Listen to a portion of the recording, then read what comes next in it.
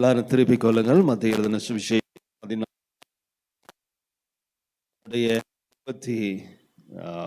போன 2 வாரங்களிலே அந்த வசனங்களை நான் உங்களோடு கூட பகிர்ந்து கொண்டேன். 23, 24, 25, 26, 27 வசனங்களை நான் உங்களோடு கூட பேசினேன். இன்னைக்கு 28 33 வசனம் வரைக்கும் நாம் தியானிக்கிறோம். ஹல்லேலூயா. நான் போன வாரம் உங்களோடு கூட போன தடவை உங்களோடு கூட பகிர்ந்து கொண்ட காரியம் ஞாபகம் இருக்கிறதா? இயேசுதான் சீஷர்களை அனுப்பினார். அவர் அனுப்பி இருந்தாலும் பிரச்சனை வந்தது. அந்த பிரச்சனைகளை மாற்றும்படிக்கு இயேசு கடலின் மேல் நடந்து வந்தார். ஹல்லேலூயா. இப்பொழுது ஒரு கேள்வி உங்களுக்கு முன்பதாக வைக்க விரும்புகிறேன். எல்லாரும் இதே மாதிரி படத்தை, இயேசு கடல் மேல் நடந்து வந்ததை படத்தெல்லாம் பார்த்துருப்பீங்களா? ஐ மீன் நேரடியாக பார்த்துருக்க மாட்டீங்க, இருந்தாலும் படத்தில் பார்த்துருப்பீங்க, ரைட்? இப்போ ஒரு கேள்வி நமக்கு எழும்புகிறது. உங்களுக்கு ஒரு கேள்வி வைக்க விரும்புகிறேன். ஏன் இயேசு தண்ணீரின் மேல், கடலின் மேல் நடந்து வந்தார்? ஏன் இயேசு தண்ணீரின் மேல் நடந்து வந்தார்? தெரிந்தவங்க வேகமா சொல்லுங்க, டக்கு டக்குன்னு. என்னைக்கா யோசிச்சிருக்கீங்களா? சீஷர்கள் சீஷர்ட்ட அந்த கரெக்டா பிக்கப் பண்றதுக்காக போயிட்டாரா?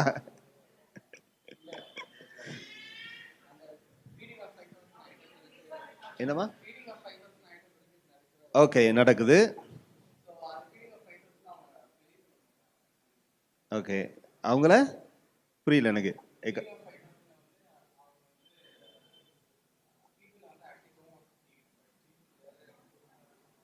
Okay, he is God. அவர் தேவன் என்பதை உறுதிப்படுத்தும்படி நடந்தாராம், ரைட்டா? ஓகே, வேற யாராவது சொல்லுங்க வேகமா, டக்குன்னு சொல்ல, நேரம் போயிட்டே இருக்குது. அவருடைய மகிமையை காண்பிக்கிறதுக்கு. அவருக்கு லேசான காரியம் அது, அதனால காண்பிக்கிறதுக்கு. அவங்களுக்கு ஆபத்து வந்தது, அதை ஓகே காப்பாற்றுவதற்காக வந்தார், ரைட்? ஆனா ஏன் தண்ணீர் மேல் நடந்தார்? கேள்வி நல்லா புரிஞ்சுக்கணுங்க. பல காரியங்கள் இருக்குது. ஏன் ஆண்டவர் தண்ணீர் மேல் நடந்தார்?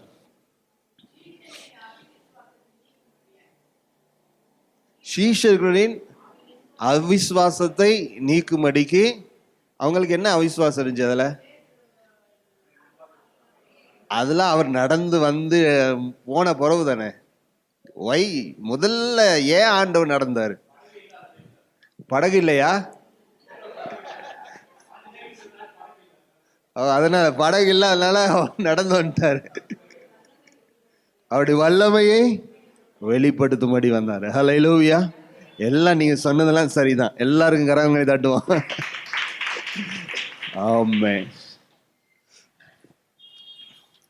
இயேசு அற்புதமானவர். ஹல்லேலூயா. அவர் அதிசயமானவராய் இருக்கிறார். நம்மால் புரிந்து கொள்ள முடியாத வல்லமையுள்ள ஒரு தெய்வனாய் இருக்கிறார். அவரை குறித்து வேதம் இப்படி சொல்லுகிறது, இயேசு அப்படிங்கிற நாமத்துக்கு பெயர் அவர் ரட்சிக்கிறவர், விடுதலையாக்குகிறவர் என்று பொருள்படுகிறது. அருமையான கர்த்தருடைய பிள்ளைகளே, அந்த தேவன் எப்படிப்பட்டவராய் இருக்கிறார், தேவன் எப்படிப்பட்ட வல்லமை உள்ளவராய் இருக்கிறார் என்பதை குறித்து வேதத்தில் பல காரியங்கள் சொல்லப்பட்டிருக்கிறது.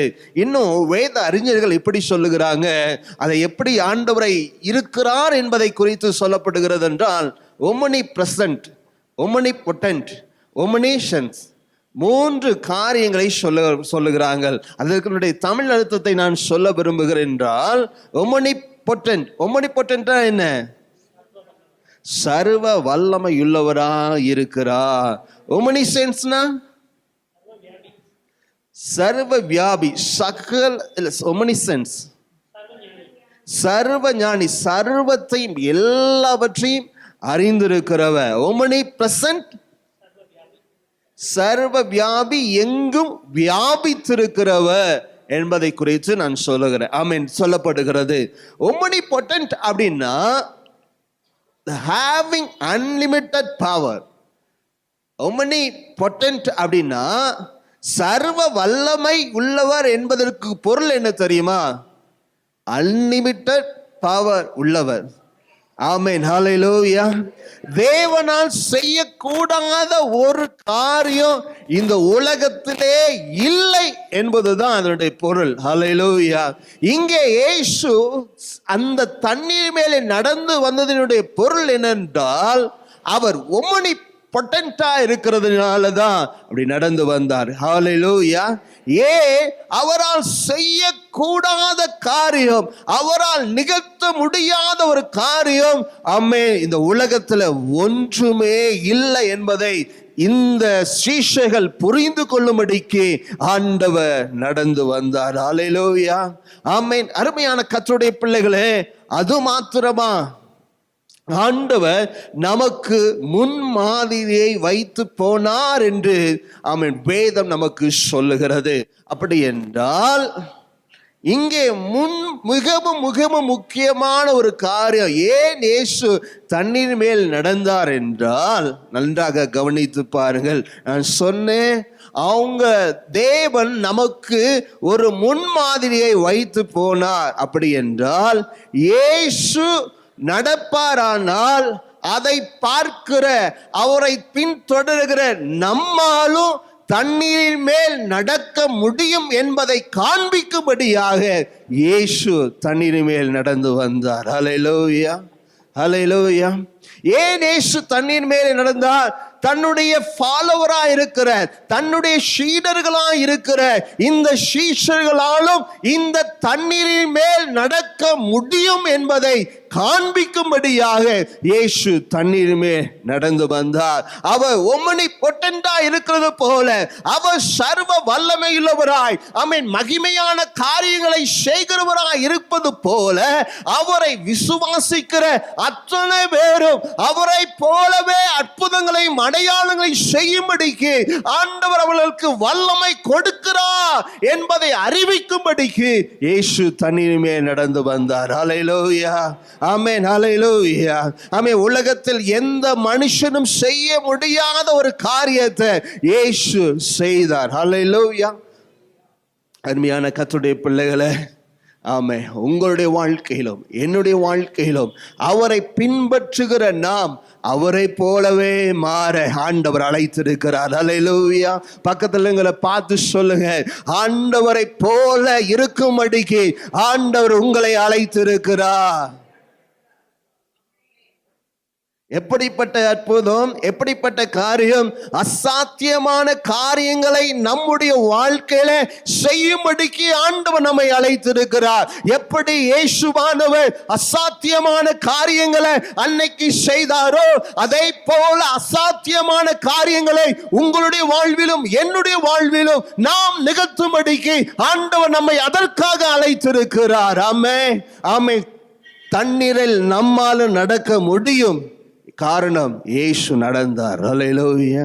இயேசு நடந்தது உண்மையானார், இயேசு செய்தது உண்மையானார், இயேசு அற்புதங்களை நிகழ்த்தினது உண்மையானார், அவரை பின்பற்றுகிற, அவரை தொழுது கொள்ளுகிற, அவரை ஆராதிக்கிற நம்மாலும் கூட அப்படிப்பட்ட அற்புதங்களை செய்ய முடியும் என்பதை நிரூபிக்கும்படியாக தான் இயேசு தண்ணீரின் மேல் நடந்து வந்தார். ஹல்லேலூயா. அவர் omnipotent. ஹல்லேலூயா. சர்வ வல்லமையுள்ளவர். அவருடைய பிள்ளைகளையும் அப்படிதான் ஆண்டவர் வைத்திருக்கிறார். எத்தனை பேர் ஆமென் சொல்றீங்க? ஆமே. உங்க வாழ்க்கையை நீங்க கவனிச்சு பாருங்க. ஆமே. பல காரியங்களுடைய வாழ்க்கையில இருக்கிறது, பல காரியங்களுடைய வாழ்க்கையில தோல்வியா இருக்கிறது, பிரச்சனையா இருக்கிறது, போராட்டங்களா இருக்கிறது என்று நீங்கள் நினைத்து துன்பப்பட்டு வேதனைப்பட்டு உட்கார்ந்து இருக்கிறோம். நான் உங்களுக்கு சொல்லுகிறேன், தேவ ஊழியனாய் சொல்லுகிறேன், இயேசு தண்ணீர் மேல் நடந்தது உண்மையானார், இயேசு சர்வ வல்லமையுள்ளவராய் நடந்தது உண்மையானார், இயேசு அசாத்தியமான காரியங்களை செய்தது உண்மையானார். இன்னைக்கு கேட்கிற தேவ பிள்ளையே, சோர்ந்து போக வேண்டாம், துவண்டு உட்கார வேண்டாம். தேவனுடைய பிள்ளைகளை நான் உங்களை பார்த்து சொல்லுகிறேன், உங்களாலும் அவரை போல அசாத்தியமான காரியங்களை செய்ய முடியும். இதை ஆமென் சொல்றீங்க?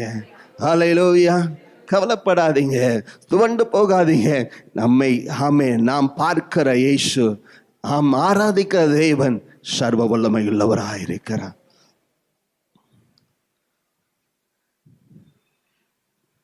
இதை பார்த்த பேதுரு சொல்லுகிறார், ஆண்டவரே, 28ஆம் வசனம் என்ன சொல்லுது? நீரே ஆனால் ஜலத்தின் மேல் நடந்து வர கட்டளையிடோ. பேதுரு பார்த்தாரு, இயேசு நடந்து வரதை பார்த்தாரு. பேதுருவால் செய்ய முடிந்ததா? செய்ய முடிந்தது. பேதுருவால் செய்ய முடியுமானால், ஒரு மனுஷனால் இயேசு நடந்தது போல பேதுருவால், அவருடைய சிஷ்யனாகிய பேதுருவால் செய்ய முடியுமானால், அவருடைய சிஷ்யராய் இன்னைக்கு இருக்கிற நம்மாலும் அதை செய்ய முடியும். அல்லேலூயா. இயேசு சொன்னார், என்னை விசுவாசிக்கிறவன் என்னிலும் மேலான காரியங்களை செய்வான். இயேசுவே செய்ய முடியாத காரியத்தை அவருடைய சீஷனாகிய பேதுருவை கொண்டு ஆண்டவர் செய்தார். அல்லேலூயா. அதைத்தான் ஆண்டவர் காண்பிக்க விரும்பினார். ஏ பேதுருவே, சீஷர்களே, நான் இந்த தண்ணீர் மேல் நடப்பது வல்லமை எனக்கு இருக்குமே, ஆனால் என்னை பின்பற்றுகிற உன்னாலும் நடக்க முடியும். ஆமென். என்னை காட்டிலும் பெரிய காரியத்தை உன்னால செய்ய முடியும் என்பதை காண்பிக்கும்படிக்கு இயேசு தண்ணீர் மேல நடந்து வந்தார். அல்லேலூயா. புதிய ஏற்பாட்டில் முதல் அற்புதம் செய்த சீஷன் யாரு? அற்புதம் யார் மூலமா முதல் அற்புதம் நடந்துச்சு புதிய ஏற்பாட்டில்?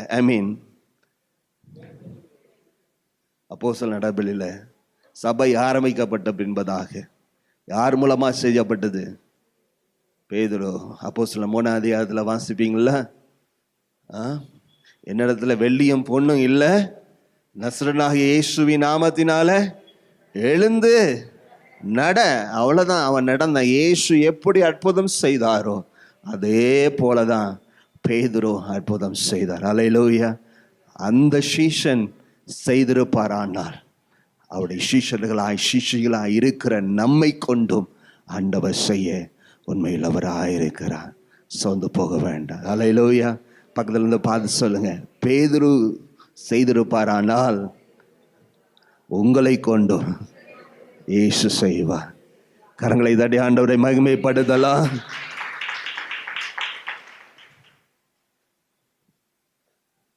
பாருங்க, 29ஆம் வசனத்துல ஆண்டவர் பேதுரு சொல்லுகிறாரு, ஆண்டவரை நீரே ஆனால் ஜலத்தின் மேல் நடந்து வர கட்டளையிடு. சில நேரங்களில் இது ஒரு வேடிக்கை போல இருக்கணும், சின்ன பிள்ளை கேட்ட மாதிரி இருக்கலாம், அப்படிதானா? பேதுரு கேட்டது எனக்கு எப்பவுமே சின்ன பிள்ளை கேட்ட மாதிரி. அவ்வளோ பெரிய ஆளு, சபையே அவரை மூலமா தான் ஆண்டவர் கட்டினாரு. ஆனா பேதுரு பண்ணுகிற ஒவ்வொரு சேட்டையும் பார்த்தீங்கன்னா சின்ன பிள்ளைத்தனமா இருக்கும். ஒரு இடத்துல ஆண்டவர் சொல்றாரு, என்னை இங்க சிலுவையில் அறைய போடுங்க. அவர் சொல்ல, இல்லை உங்களுக்கும் ஆகக்கூடாது. அப்போ ஆண்டவர் சொல்றாரு, அப்போல இப்போ சாத்தானு. இப்படி நிறைய இடத்துல பேதுரு முந்திரி கொட்டையா நடந்திருப்பாரு. ஆனா இங்க பார்க்கிறது எனக்கு ஒரு சின்ன வேடிக்கை. ஆண்டவர் நடந்து வராரு, அற்புதங்களை செய்கிறவர். அவர் அற்புதங்களை இதுக்கு முன்னாடி அங்க 5 தம்பி சொன்னது போல அது முன்னால 5000 பேரை போஷித்து அற்புதம் செய்துட்டு வர்றாரு. இப்போ இயேசு நடந்து வர்றாரு. பேதுருடைய ஆசை அற்பமா இருக்கலாம், ஆனா அசாத்தியமான காரியமா இருக்கும். அல்லேலூயா. இங்க ஒரு ஜெபம் பண்ணுகிறார், ஆண்டவரே நீரே ஆனால் நான் நடந்து வர என்ன செய்யும்? கட்டளை இடும் அப்படின்னு சொன்ன உடனே ஆண்டவர் சொல்றாரு, வா அப்படின்னு சொல்றாரு. அப்போ இந்த இடத்துல நான் பார்க்கிற காரியம், ஏன் ஆண்டவர் சொன்னாரு உன்னாலையும் நடக்க முடியும், நான் கட்டளையிட்டு இருக்கிறேன், நான் சொல்லி இருக்கிறேன், நான் உனக்கு அந்த வல்லமையை கொடுத்திருக்கிறேன், தண்ணீர் மேல நடக்கிற ஒரு வல்லமைய நான் உனக்கு தந்திருக்கிறேன் என்கிற ஒரு அதிகாரத்தை ஆண்டவர் கொடுத்து அவனை நடக்க வைத்தார். அல்லேலூயா. இன்னைக்கு உங்களை பார்த்து நான் சொல்ல விரும்புகிறேன், நம்மை பார்த்து ஆண்டவர் சொல்ல விரும்புகிற காரியம் என்ன தெரியுமா? நான் உனக்கு அதிகாரம் கொடுத்திருக்கிறேன், சர்ப்பங்களையும் தேள்களையும் மிதிக்கவும் சத்துருவின் சகல வல்லமைகளை மேற்கொள்ளவும் நான் உனக்கு அதிகாரம் தந்திருக்கிறேன் என்று ஆண்டவர் சொல்லுகிறார். எத்தனை பேர் ஆமென் சொல்றீங்க? உங்களால நடக்க முடியும், உங்களால பிசாசை துரத்த முடியும், உங்களால ஆமென் வியாதியஸ்தங்களை சுகமாக்க முடியும், உங்களால பெரிய காரியங்களை செய்ய முடியும், உங்களால் அசாத்தியமான காரியங்களை செய்ய முடியும். நம்முடைய பார்வைக்கு இது ஒரு விளையாட்டு பிள்ளை போல இருக்கலாம். நீங்கள் எப்படிப்பட்ட ஜெபத்தை செய்கிறீர்கள் என்று எனக்கு தெரியவில்லை. விளையாட்டு போய் கேட்கிற காரியத்திலும் ஆண்டவர் நமக்கு உத்தரவு கொடுக்கிறவராய் இருக்கிறார். எத்தனை பேர் ஆமென் சொல்றீங்க? ஆமென். பேதுரு சும்மா தான் கேட்டாரு, ஆண்டவர் அனுமதி கொடுத்தார். பேதுரு நடந்து வந்தார். நம்முடைய விரும்புகிற காரியம் எதுவா இருந்தாலும், சின்னதா இருக்கலாம், பெரியதா இருக்கலாம், ஆமென், அதை ஆண்டவர் நம்முடைய வாழ்க்கையில நிறைவேற்ற உண்மையில் அவராயிருக்கிறார். பேதுருவுக்கு நிறைவேற்றினவர், பேதுருவுடைய இந்த சின்ன ஆசையை நிறைவேற்றினவர் உங்களுடைய வாழ்க்கையில் இருக்கிற சின்ன சின்ன ஆசைகளையும் நிறைவேற்ற உண்மையுள்ளவராயிருக்கிறார். நீங்க நினைக்கலாம், இது சின்ன காரியம் தானே, ஏசு நடந்தாரா, சின்ன காரியம். அது சின்ன காரியங்கள்ல, அசாத்தியமான காரியங்கள். ஆமா, சின்ன காரியத்தை நீங்க எதிர்பார்க்கலாம், ஆனால் ஜனங்களுடைய கண்களுக்கு முன்பதாக, மற்றவருடைய கண்களுக்கு முன்பதாக அது அசாத்தியமான காரியமாயிருக்கும். ஆமை, நடக்கக்கூடாத காரியமாயிருக்கும், யோசிக்க முடியாத காரியமாயிருக்கும், யாரும் எந்த மனிதனும் செய்ய முடியாத ஒரு காரியமாயிருக்கும். ஹல்லேலூயா. நீங்க கேட்கறது சின்னதா இருந்தாலும் விளையாட்டா இருந்தாலும் ஆண்டவர் அதை நிறைவேற்றுவார். ஆமென், ஆமென். ஆமென். இன்னும் இன்ட்ரெஸ்டிங்கான சப்ஜெக்ட். என்னுடைய நேரம் முடிந்ததை நான் வேகமா சொல்றேன். 30ஆம் வசனத்துல கவனிச்சு பார்த்தீங்கன்னா எல்லாம் நல்லா இருக்குல்ல, சூப்பரா இருக்குது. பேதுரு நடந்து வர்றாரு. அப்போ இப்போ 30ஆம் வசனத்துல பாருங்க.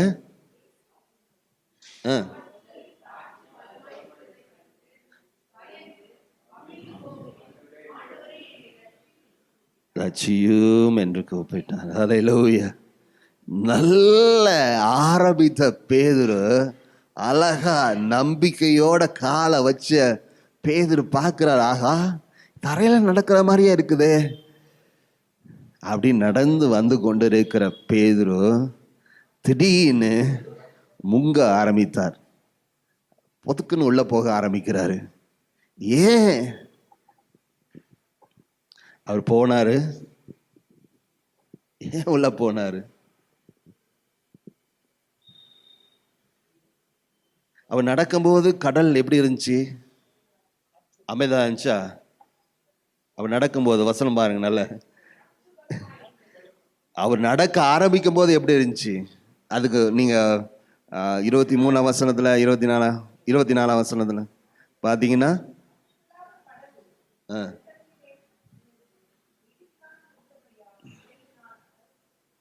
எதிரி அந்த காற்றினால கடல் அலைப்பட்டு கொண்டு இருக்கிறது, கடல் கொந்தளித்து கொண்டு இருக்கிறது, சுனாமி மாறிய கடல் கொந்தளிச்சுட்டு இருக்கிறது.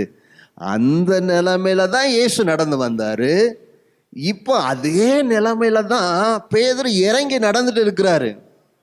அப்படிதானா? கடல் கொந்தளிக்குது, அந்த நிலைமையில தான் பேதுரு இறங்கி நடந்துட்டு இருக்கிறாரு. ஆனா இப்ப விழுந்துட்டாரு. ஏன் விழுந்தாரு? சரி, யோசிக்கலாம். ஆமே. இப்பொழுது பேதுரு என்ன பார்க்கிறாரு? காற்று பலமா இருக்கிறதை கண்டார். நல்லா சொல்லுங்க. பேதுரு காற்றை பார்த்தாரு. பக்கத்துல நல்ல சத்தமா சொல்ல, பக்கத்துல படுத்து தட்டுங்க. தூங்கிட்டு இருக்காங்க சிலர் இன்னும் அந்த கடல்ல போய் விடணும். எப்படி? காற்று பலமா இருக்கிறத பார்த்தாரு. அப்போ இதுவரை யாரை பார்த்துட்டு இருந்தாரு? இயேசுவை பார்த்துட்டு இருக்கிற வரைக்கும் கடல் கொந்தளிச்சாலும், கடல் அலைகள் வீசினாலும், படகு ஆடினாலும், சூழ்நிலைகள் மோசமா இருந்தாலும் இயேசுவை பார்க்கிற வரைக்கும் நடந்துட்டு இருந்தார். எப்பொழுது கண்ணை இயேசுவை விட்டு விலக்கி காற்றை பார்க்க ஆரம்பித்தாரோ அன்னைக்கு விழ ஆரம்பிச்சார். Be careful. ஆமென்.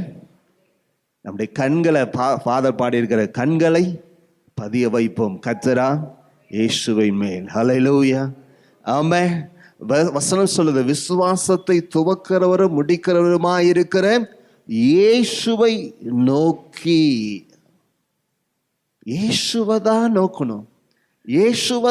இயேசுதானே வர சொன்னாரு, இயேசுதானே கூப்பிட்டாரு, இயேசுதானே கட்டளையிட்டாரு, நீ வான்னு சொன்னாரு.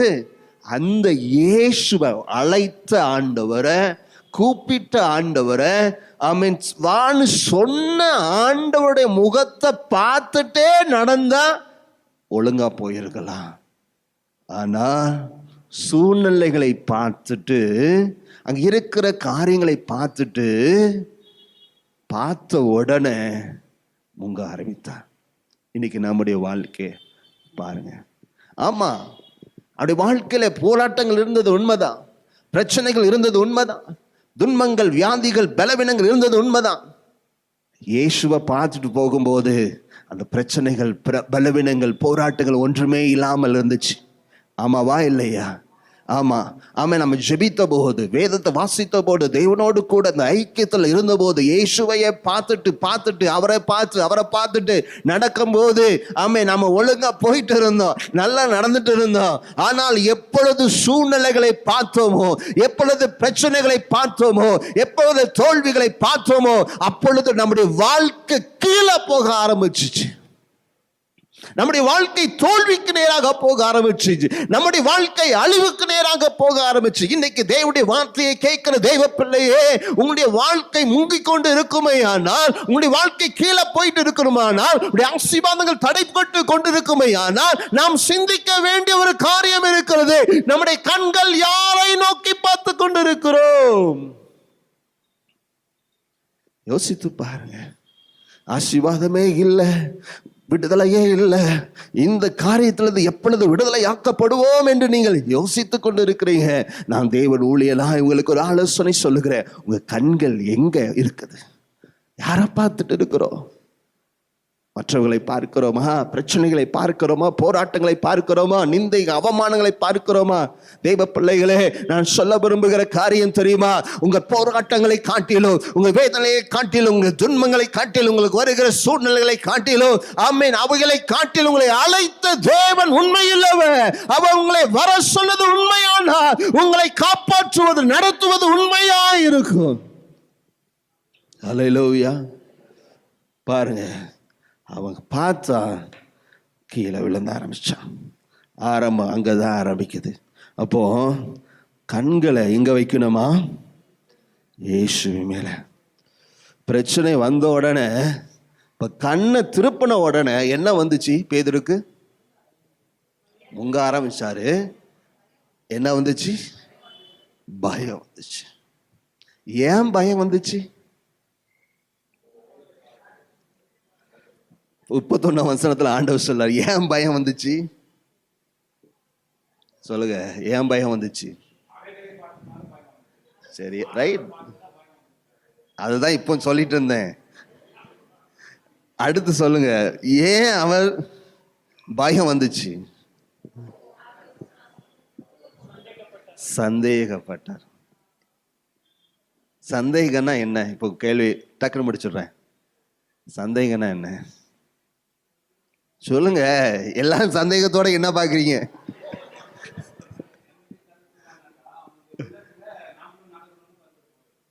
நம்மளும்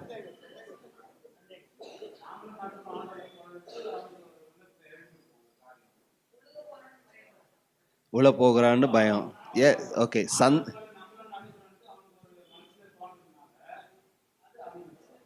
ஓகே, அது அவருடைய கருத்து.